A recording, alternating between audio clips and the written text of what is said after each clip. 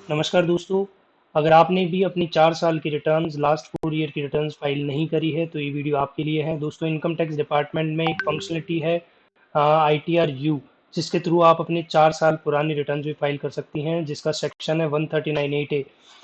लेकिन इसमें जो पेनल्टी है वो कुछ अलग तरीके से स्पेसिफाइड की गई है। अगर आप with in 1 year from the end of the relevant assessment year file करते हो तो आपको penalty 25% of additional tax liability की पे करनी है।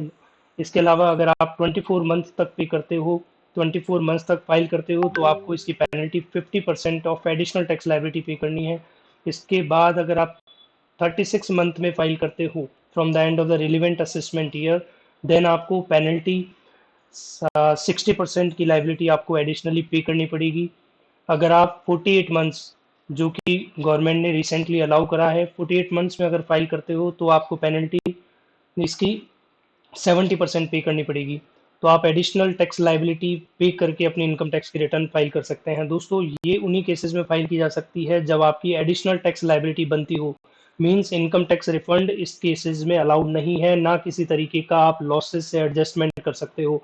ओनली इन दोज केसेस जब गवर्नमेंट को, रेवेन्यू डिपार्टमेंट को बेनिफिट होता है, ऐसे ही केसेस में आप अपनी इनकम टैक्स की रिटर्न ITR यू की फंक्शनलिटी में फाइल कर सकते हैं।